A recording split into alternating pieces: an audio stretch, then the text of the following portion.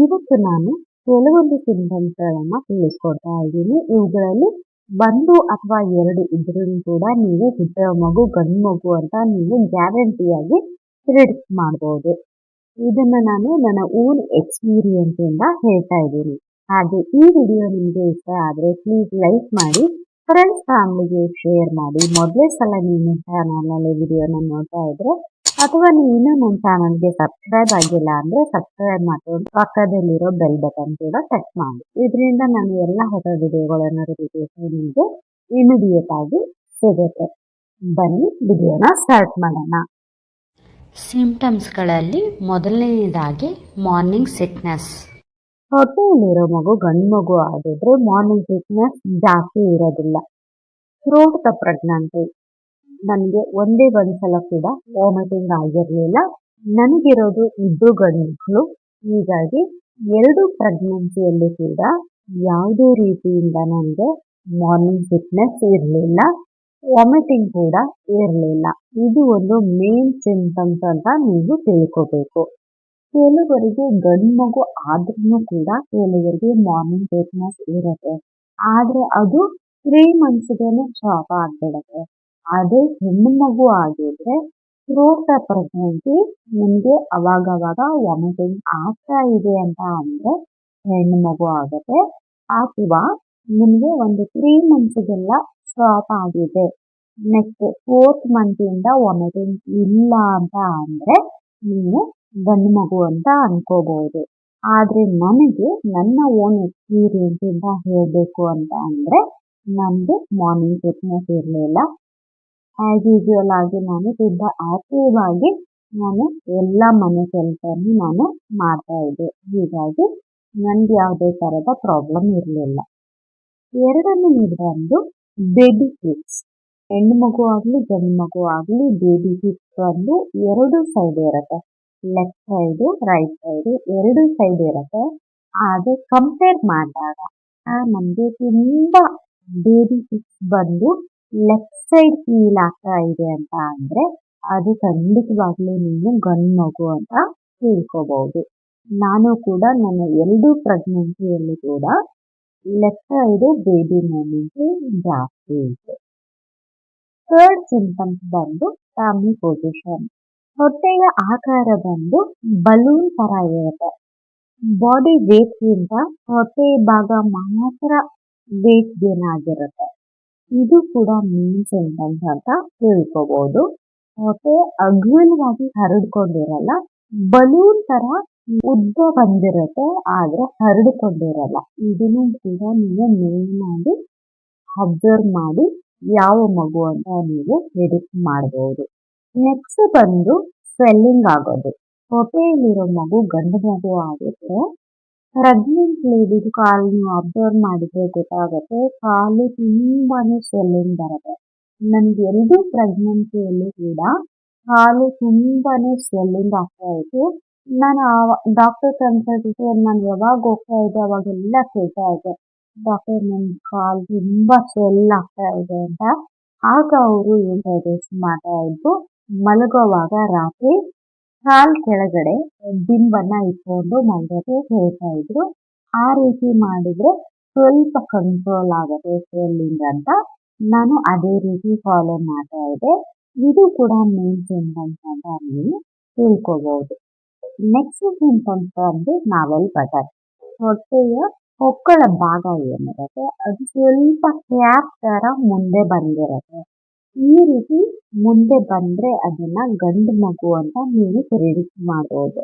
ಆದರೆ ನನ್ನ ಫಸ್ಟ್ ಪ್ರೆಗ್ನೆನ್ಸಿಯಲ್ಲಿ ಈ ಒಂದು ಸಿಂಪ್ಟಮ್ಸ್ ನನಗಿರಲಿಲ್ಲ. ಫಸ್ಟ್ ಪ್ರೆಗ್ನೆನ್ಸಿಯಲ್ಲಿ ಏನಾಗಿತ್ತು, ಹೊಕ್ಕಳ ಭಾಗ ಆ್ಯಸ್ ಯೂಶುವಲ್ ಯಾವ ರೀತಿಯಾಗಿ ಹೊಕ್ಕಳ ಸ್ವಲ್ಪ ಹಿಂದುಗಡೆ ಇರುತ್ತೆ ಅದೇ ರೀತಿ ಇತ್ತು.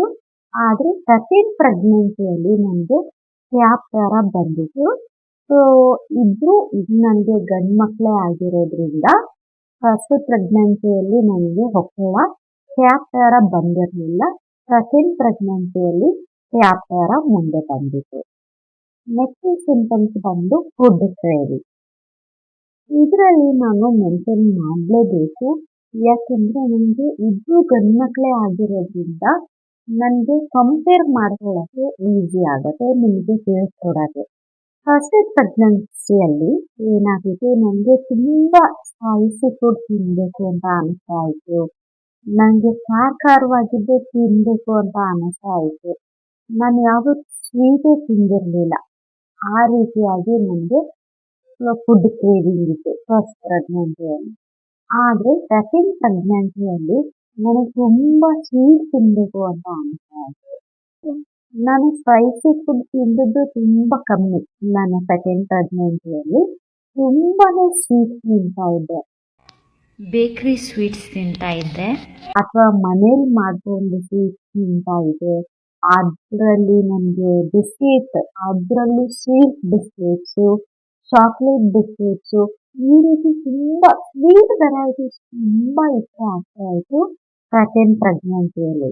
ಫಸ್ಟ್ ಪ್ರೆಗ್ನೆನ್ಸಿಯಲ್ಲಿ ತುಂಬ ಸ್ಪೈಸಿ ಸಾಲ್ಟೆಡ್ ಫುಡ್ ತಿಂತಾ ಇದ್ದೆ. ಅದಕ್ಕೆ ನಾನು ಪ್ರತಿ ವಿಡಿಯೋದಲ್ಲೂ ಇದನ್ನು ಹೇಳ್ತಾ ಇರ್ತೀನಿ, ಈಚ್ ಪ್ರೆಗ್ನೆನ್ಸಿ ಈಸ್ ಡಿಫ್ರೆಂಟ್.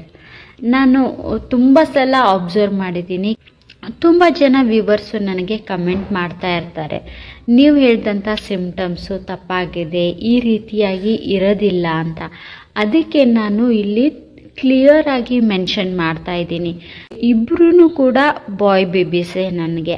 ಆದರೆ ಫಸ್ಟ್ ಪ್ರೆಗ್ನೆನ್ಸಿಯಲ್ಲಿರೋ ಸಿಮ್ಟಮ್ಸು ಸೆಕೆಂಡ್ ಪ್ರೆಗ್ನೆನ್ಸಿಯಲ್ಲಿ ಇರಲಿಲ್ಲ. ಹೀಗಾಗಿ ಪ್ರತಿ ವಿಡಿಯೋದಲ್ಲೂ ನಾನು ಇದನ್ನು ಕ್ಲಿಯರ್ ಆಗಿ ಮೆನ್ಷನ್ ಮಾಡ್ತಾ ಇರ್ತೀನಿ, ಈಚ್ ಪ್ರೆಗ್ನೆನ್ಸಿ ಈಸ್ ಡಿಫ್ರೆಂಟ್. ಪ್ರತಿ ಸಲನೂ ಸೇಮ್ ಥರ ಸಿಮ್ಟಮ್ಸ್ ಇರೋದಿಲ್ಲ ಅಂತ.